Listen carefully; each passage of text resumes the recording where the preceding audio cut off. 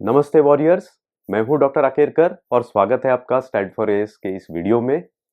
आज हम एक वॉरियर की कहानी देखेंगे। क्या है ये कहानी? आई एम श्योर आपके लाइफ में अब तक ऐसा कभी ना कभी स्टेज आया होगा या कभी ना कभी आएगा जब आपके रूमेटोलॉजिस्ट आपको कोई नया ट्रीटमेंट या बायोलॉजिक सजेस्ट करेंगे। इस सजेशन के बाद आप दुविधा में होंगे कि क्या डिसीजन लिया जाए। नया ट्रीटमेंट या बायोलॉजिक लिया जाए, लेंगे तो क्या होगा, नहीं लेंगे तो क्या होगा, नहीं लेंगे तो क्या नुकसान हो सकता है, क्या और कोई ट्रीटमेंट अवेलेबल है, किसी दोस्त ने, परिवार के किसी सदस्य ने, इंटरनेट में किसी ने कोई और ट्रीटमेंट सजेस्ट किया है, या आपने इंटरनेट पे कोई मैजिक क्योर दिखा। मैंने अभी एक स्टोरी पढ़ी, एक वॉरियर ने भेजी हुई। एंटीबायोटिक लेके पूरा संधिवात अचानक से 2-3 महीने में गायब हो गया।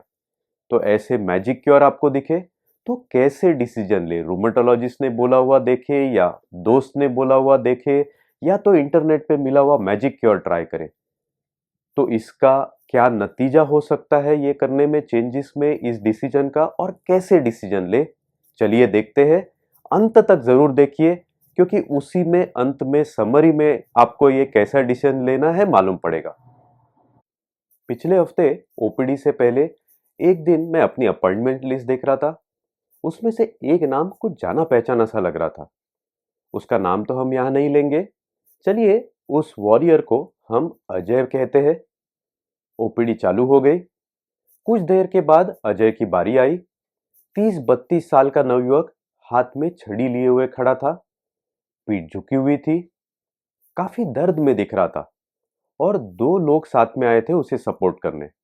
मैंने उसे बैठने को कहा और देखा कि उसे बैठने में काफी दिक्कत थी।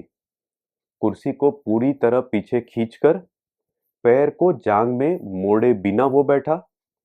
जैसे ही मैंने उसकी फाइल देखी तब मुझे ध्यान में आया कि उसका नाम मुझे क्यों बार बार ऐसे पहचाना सा लग रहा था। मैंने उसे 4 साल पहले देखा था। उस समय उसने अभी अभी जस्ट इंजीनियरिंग की एग्जाम पास की थी। नई नौकरी उसे अच्छे कंपनी में लगी थी। कुछ कर दिखाने की चाह उसके आंखों में साफ झलक रही थी। उसे उस कंपनी की तरफ से एक असाइनमेंट पे यूरोप जाना था। लेकिन इस यूरोप के प्लान में कुछ रुकावट आ गई थी। उसे कमर और पीठ में दर्द हो रहा था। ये दर्द तो उसे पिछले 10 साल से हो रहा था। दर्द होता था लेकिन 10-15 दिन में ठीक हो जाता था। फैमिली डॉक्टर ने एक पेन किलर दी थी। वो पेन किलर लेके जनरली ये 10-15 दिन में ठीक हो जाता था। लेकिन इस बार ये दर्द काफी ज्यादा था और 2 महीने के बाद भी ठीक नहीं हो रहा था। दर्द ने नींद खराब कर दी थी और नए जॉब में बार बार उसकी छुट्टियां हो रही थी। दर्द के मारे वो एक हड्डी के स्पेशलिस्ट से मिले और उन्होंने HLA-B27 टेस्ट करने को कहा था। HLA-B27 टेस्ट पॉजिटिव आया था और हड्डी के स्पेशलिस्ट ने एंकिलोजिंग स्पॉन्डिलाइटिस का निदान कर दिया था। कमर में दर्द और आंखों में डर लेकर अजय मेरे पास आया था। एंकिलोजिंग स्पॉन्डिलाइटिस का निदान कंफर्म था। एएस क्या होता है, कैसे होता है और उसके लिए क्या किया जा सकता है, ये सभी बातें उस दिन हुई। उस और अगले कुछ कंसल्टेशंस में NSAIDs, सल्फासालाजिन दवा चालू हुई। फिजियोथेरेपिस्ट को मिलकर पीठ और कमर के व्यायाम चालू हो गए। किसी तरह समहाउ दर्द कम नहीं हो रहा था। NSAIDs के बावजूद दर्द लगातार बना रहा। मैंने NSAIDs को 3 बार चेंज किया।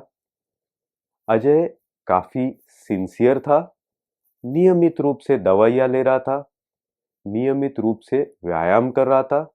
6 महीने बाद अजय को दाहिने कूल्हे में दर्द होने लगा। अब कमर दर्द से चलना मुश्किल हो गया था। अब तक उसकी पर्सनल और प्रोफेशनल लाइफ भी काफी डिस्टर्ब हो गई थी इस दर्द की वजह से। पूरा परिवार चिंतित और परेशान था। मैंने तब उनसे बायोलॉजिक्स के बारे में चर्चा की। अजय ने मुझे बताया कि कॉस्ट का कोई मुद्दा नहीं था क्योंकि कंपनी का कॉरपोरेट इंश्योरेंस था उसके लिए। उसके बाद समहाउ वो मुझे बाद में वापस दोबारा नहीं मिले और अब 4 साल बाद वो मुझे मिल रहा था। जब मैंने उसकी जांच की तो दाहिना कूल्हा जो दर्द कर रहा था अब तक बुरी तरह से क्षतिग्रस्त डैमेज हो चुका था। ऑस्टियोआर्थराइटिस हुआ उसमें। दाहिने कूल्हे में कोई मूवमेंट नहीं हो रही थी। वो कूल्हे पर पैर नहीं फोल्ड कर पा रहा था। इसी के लिए वो मजबूर हो गया था छड़ी का यूज करने के लिए। उसके लास्ट विजिट 4 साल के पहले से अब तक क्या हुआ वो अजय ने मुझे बताना चालू किया। उसका परिवार और वो साइड इफेक्ट से बायोलॉजिक्स के काफी डरे हुए थे। किसी सगे वाले ने भी उन्हें बोला कि बायोलॉजिक्स ना लिया जाए। परिवार ने फिर ऑल्टरनेटिव मेडिसिन ट्राई करने का फैसला ले लिया और उसी के साथ एलोपैथिक की सभी दवाइयां उसकी बंद कर दी। और इसका 4 सालों में नतीजा क्या निकला था वो मुझे क्लियर कट दिख रहा था। दर्द और डिसेबिलिटी के कारण अजय ने अब तक अपनी नौकरी भी खो दी थी। जिस सगे वाले ने बायोलॉजिक्स उन्हें ना लेने को कहा, ना वो आज उसके साथ खड़े थे, ना तो उन्होंने कभी आगे जाकर उसकी कोई मदद की। सभी दवाइयों को एक महत्वपूर्ण मोड़ पर रोकने की और आगे का प्रॉपर डिसीजन न लेने की काफी इंपॉर्टेंट मिस्टेक उससे हो गई थी और उसने काफी नुकसान हो गया था इस मिस्टेक से। उसका दाहिना कूल्हा पूरी तरह से डैमेज हो गया था। ऑस्टियोआर्थराइटिस हुआ था उसमें। अंग्रेजी में कहावत है, time tide waits for no one. समय और समुद्र की लहरें किसी के लिए भी रुकती नहीं है। मैं इसमें और एक चीज ऐड करना चाहूंगा। समय, समुद्र की लहरें और गठिया का इन्फ्लेमेशन किसी के लिए भी नहीं रुकता है। अनियंत्रित अनियंत्रित इन्फ्लेमेशन जोड़ों को काफी नुकसान कर सकता है और उसकी वजह से होने वाला डैमेज परमानेंट हो सकता है। वापिस उसे हम लोग उल्टा नहीं घुमा सकते। मान लीजिए आप ऐसी ही स्थिति में फंस गए हैं जिसमें आपको अपने डॉक्टर द्वारा बताई गई बायोलॉजिक्स या कोई भी नई चिकित्सा के बारे में निर्णय लेना है, तो आप कैसे करेंगे? निर्णय लेने से पहले इन बातों पर जरूर विचार करें। स्टेप नंबर 1, क्या आपको आपके संधिवात के बारे में पूरी जानकारी है? सबसे पहले आपका एग्जैक्ट डायग्नोसिस क्या आपको मालूम है? कौन सा संधिवात आपको है मालूम है? दूसरी बात, नई दवा या बायोलॉजिक आपको क्यों बोली गई है? नई दवा या बायोलॉजिक से क्या एग्जैक्टली फायदा होगा ये आपके रूमेटोलॉजिस्ट से जरूर जान लीजिए। ये दोनों चीजें क्यों बोली गई है और एग्जैक्टली उससे क्या फायदा होगा, ताकि बेसिक जो पॉइंट्स है आपके लिए क्लियर हो जाते हैं। अगर आपने ये नई दवा या बायोलॉजिक ना ली तो क्या नुकसान हो सकता है। तो ये होता है एब्सोल्युटली जो बेसिक इंफॉर्मेशन जो आपको मालूम चाहिए आपके आगे के डिसीजन के लिए। स्टेप नंबर 2, आपकी बीमारी और जो नई दवा बोली है या बायोलॉजिक के बारे में और इंफॉर्मेशन अधिक जानकारी प्राप्त कीजिए। कहाँ से कर सकते हैं आप? एक इंटरनेट से बहुत सारे साइट्स अवेलेबल है, लेकिन उसमें आपको ध्यान रखना है कि आप प्रॉपर साइट चुने। ऐसे ही कोई भी साइट पे जाके देख के पढ़े और डिसीजन ले, ये उचित बात नहीं होगी। यूट्यूब में बहुत सारे वीडियोस अवेलेबल है, एक्सपर्ट्स के भी वीडियो अवेलेबल है इसमें, जो आप देख सकते हैं। स्टैंड फॉर एज के वीडियोस जरूर देखिए। आई एम श्योर आपको इसमें से काफी इंफॉर्मेशन और जेन्युइन इंफॉर्मेशन मिलेगा। वॉरियर के ग्रुप्स है, व्हाट्सएप पे है, फेसबुक पे है, यहाँ पे आप बाकी वॉरियर से उनका पर्सनल एक्सपीरियंस जान सकते हैं। इसमें सिर्फ एक बात ध्यान रखनी है कि सिर्फ एक वॉरियर का एक्सपीरियंस सुनकर आप आपकी डिसीजन मत लेना। काफी लोगों से बात कीजिए ताकि आपको पॉजिटिव, नेगेटिव और हर तरह का इंफॉर्मेशन बराबर मिलता है। इंटरनेट पे आप जो इंफॉर्मेशन देखते हैं उसके स्रोत के बारे में जांच पड़ताल कीजिए। क्या ये किसी एक्सपर्ट का कहना है? क्या कोई साइंटिफिक स्टडी है जिसमें ये रिजल्ट्स आए जो आप पढ़ रहे हो? ये जरूर देखना। काफी सारे मैजिक क्योर्स आपको इंटरनेट पे जरूर दिखेंगे। ये सोचिए कि अगर वो सच में इतने इफेक्टिव होते तो क्या पूरी दुनिया उसको इस्तेमाल नहीं करती? किसे ठीक नहीं होना है।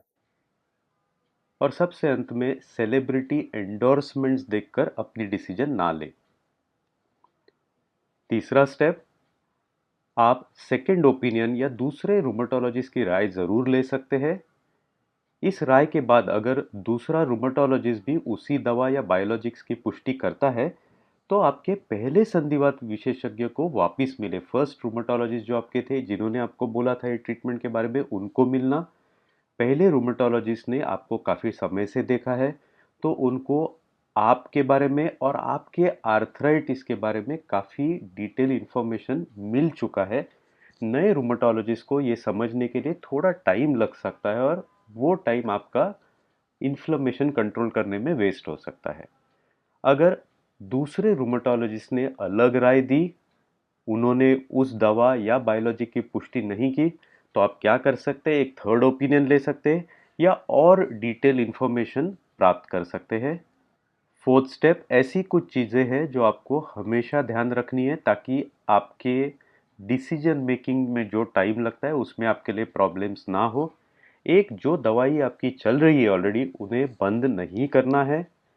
जैसे मैंने पहले ही कहा, समय, समुद्र की लहरें और गठिया का इन्फ्लेमेशन किसी के लिए नहीं रुकता है, ये बात हमेशा ध्यान रखें। और इसी के लिए एक स्टॉप लॉस ऑर्डर रखिए। स्टॉप लॉस ऑर्डर का मतलब ये है कि अगर आप कोई भी नई उपचार प्रक्रिया फॉलो करते हैं, तो एक फिक्स टाइम रखिए। अगर उस टाइम में आपको उस उपचार प्रक्रिया से फर्क नहीं पड़ता है, तो उसके बारे में दोबारा से आप ज़रूर विचार कीजिए। ये आर्थराइटिस में, एंकिलोजिंग स्पॉन्डिलाइटिस में 2 से 3 महीने का टाइम पीरियड आप रख सकते हैं, जब आपको बहुत ज़्यादा प्रॉब्लम हो तब। अगर आपको बहुत ज़्यादा प्रॉब्लम नहीं है तो थोड़ा लॉन्ग पीरियड रख सकते हैं, लेकिन अगर ज़्यादा तकलीफ है तो 2 से 3 महीने के बियॉन्ड डिसीजन मेकिंग में वेस्ट ना कीजिए। अगर कोई आपको कहता है कि ये ट्रीटमेंट प्रोसेस स्लो होती है, इसमें 1-2 साल लगेंगे, तो उसके बारे में सावधान रहिए। परिवार, करीबी दोस्तों को इस डिसीजन प्रोसेस और नए ट्रीटमेंट के पूरे प्रोसेस में हमेशा शामिल कीजिए। उनसे ये डिस्कस कीजिए, क्योंकि अगर आपको तकलीफ होती है तो वही रहेंगे आपको बाद में हेल्प करने के लिए। और सबसे एंड में इस सब प्रोसेस में फ्रस्ट्रेट ना होइए, निराश ना होइए। तो धन्यवाद दोस्तों, आज हमसे जुड़ने के लिए। एक बहुत इंपॉर्टेंट विषय पर हमने आज बात की। अगले हफ्ते हम जरूर मिलेंगे। तब तक के लिए मुस्कुराते रहिए। धन्यवाद।